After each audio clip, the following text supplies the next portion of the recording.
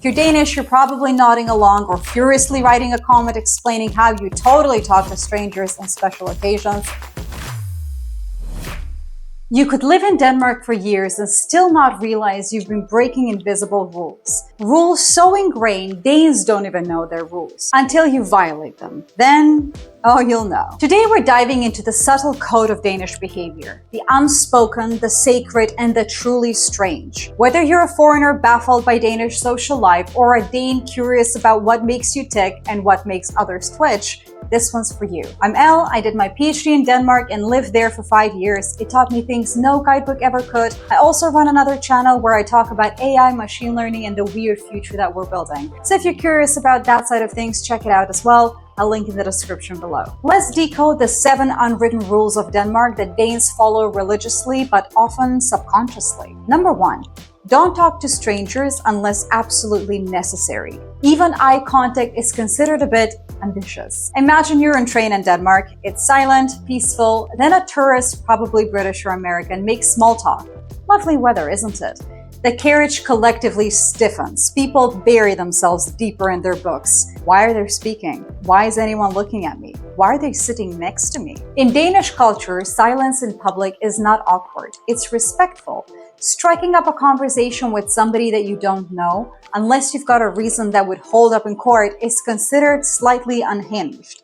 And smiling at strangers, that's basically emotional nudity. Now, this doesn't mean that Danes are rude. Quite the opposite. They're just not performative. If you fall off your bike, someone will help you, but you better believe there'll be minimal talking during the rescue. This rule can be baffling for outsiders, especially those from highly expressive cultures. But once you get it, you start to appreciate the quiet. It's a social contract of mutual autonomy. Curious what happens when someone does that to strangers? Hang tight, rule number 5 is a wild one. Number 2, never sit next to somebody if other seats are free. The Danish law of spatial respect is stronger than gravity. You walk into a nearly empty cafe, there is one table occupied by a lone Dane sipping black coffee and reading Politiken. Every other seat is empty. Do not sit at their table. Unless you're ready for the icy burn of polite discomfort, don't. Danes value their personal space like IKEA values hex keys.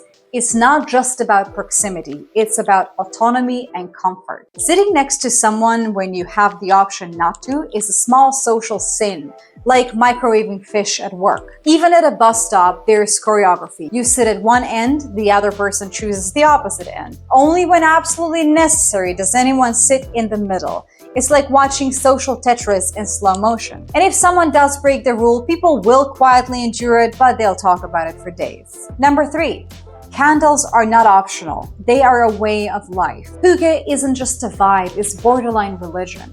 Walk into any Danish home, cafe, or government building after 3 p.m. in October and you'll see candles. Everywhere. Real ones. Tea lights, tapered ones, rustic beeswax pillars from that one shop in Newcomer that smells like elderflower and existentialism. They've got it all. Today's candles are about hygge, that warm, cozy feeling often mistranslated as coziness, but more accurately described as emotional insulation. The ritual of lighting candles transforms any space into a hygge zone. Outsiders often think it's overkill, like does your dentist need 7 lit candles in the waiting room? Well, yes, she does. It's not decor, it's emotional infrastructure, especially at the dentist. But here's a twist, most Danes don't even realize how dependent they are on candlelight. Until you take it away. Suddenly, the air feels colder, friendships feel less stable, democracy starts to wobble. Quick break, if this is hitting home, make sure to like this video and subscribe. It helps the channel grow and lets me keep bringing you thoughtful research content like this. I invite you to take my free quiz called What Type of Dane Are You? It's fun, quick, and might just reveal more about how you see status, money, and lifestyle than you would expect. The link is down in the description, and if you want to go one step further in supporting the channel, you could buy me a coffee. Even a small monthly amount goes a long way to keeping this whole operation running. Now back to the Danes. Number 4, the law of low-key.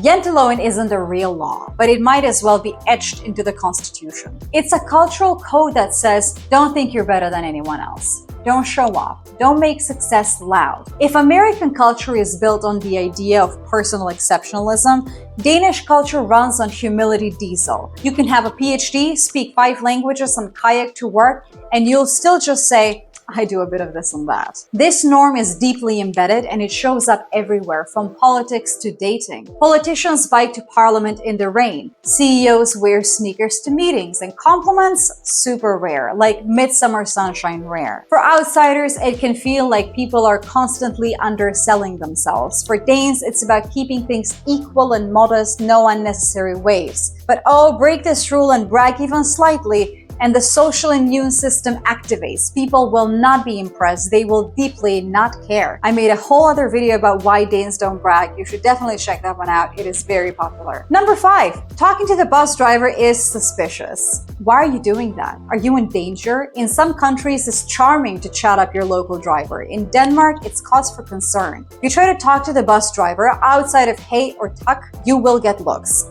from the driver, from the passengers, possibly from a CCTV operator. It's not hostility, it's just structural. Danish bus drivers aren't trained to engage in a friendly banter. They're trained to operate a 10-ton vehicle safely and efficiently, on time. Socializing on the job, that's for after-hours hygge. Leave the people alone. So when a foreigner stands up and asks, how's your day going? The driver will often pause and then reply with something like, is there a problem? Classic Dane. This rule is more subtle than others, but is deeply telling. It illustrates how roles are clearly defined in Danish society. You're a passenger, they're the driver. We don't blur the line with chit-chat. Just let it be. Number 6, flags are for everything, especially birthdays. Yes, it's actually normal to have your national flag on a cake. You walk into a Danish home and see tiny Danish flags on the table, on the presents, on the cake. You panic briefly. Is this a nationalist rally disguised as a birthday? Nope, it's totally normal. In Denmark, the red and white flag isn't just about patriotism. It's a general symbol of celebration. It's festive, like confetti, but culturally endorsed. This is one of the most surprising things for outsiders, especially from countries where national flags are tied up with politics or war. In Denmark, it's more like, happy birthday, here's a flag and cake, and more flags. Oddly, the reverse is also true. Using the Danish flag in actual political rallies often raises eyebrows, because to Danes, the flag doesn't scream nationalism, it screams somebody baked. It's strange, it's adorable, and yes, it's one of the many quiet contradictions in Danish culture. Number 7, radical honestly, like too honest. If your haircut is bad, a Dane might just tell you, gently, but still. Danes have an uncanny ability to say what they think without sugarcoating. Oh, you've gained weight. It's not an insult, it's a neutral observation. That shirt is very loud. Doesn't mean they hate it, it just means it's loud. And you seem tired might simply mean you seem tired.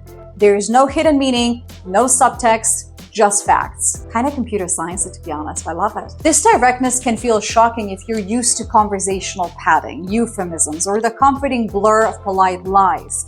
In Denmark, lying, even to protect someone's feeling, is often seen as patronizing. Like, why wouldn't you trust me enough to handle the truth? I'm an adult, so people tell the truth. Straight, clean, no buffer, no performance. This might sound harsh, but here is the twist. It's not meant to be hurtful. It's actually a sign of respect. They've recognized that you're a mature adult. In Danish culture, honesty is kind of social currency. The more direct someone is with you, the more they're signaling that you're on equal footing, that you're an adult, that you're capable of handling unfiltered reality. And it's not just personal. This bluntness is definitely system-wide. In the workplace, performance reviews don't begin with compliments or soft landings.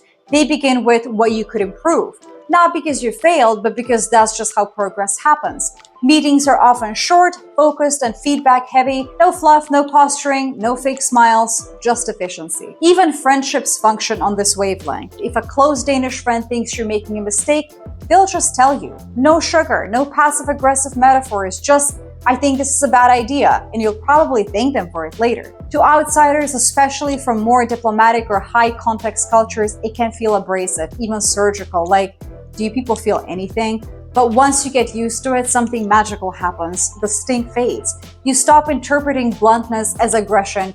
You start seeing it as efficient, liberating even. You learn to depersonalize feedback and stop second-guessing every word in a conversation. Because here's the thing, Danes may be brutally honest, but they're also incredibly consistent about it. It's not targeted, it's not mean-spirited, it's just Denmark being Denmark. A society that believes truth builds trust, and when the truth is, that hat makes you look like a lost magician, so be it. And if you're wondering, yes, they expect it back. So if your Danish friend ever tries a new recipe and it's awful, tell them. Kindly, but tell them. They'll thank you. Then they'll probably make you a better version next time. So there you have it, 7 invisible rules Danes follow without thinking and that outsiders stumble over constantly. From silent buses to flaming birthday cakes, Denmark is a land of quiet extremes. If you're Danish, you're probably nodding along or furiously writing a comment explaining how you totally talk to strangers on special occasions. If you're not Danish, well, consider this your beginner's guide to the local firmware. Thank you for watching. I'm Elle, and if you're into cultural nuance, dry analysis, and the strange beauty in everyday rituals, subscribe, like this video, and stick around. We are just getting started. Be safe!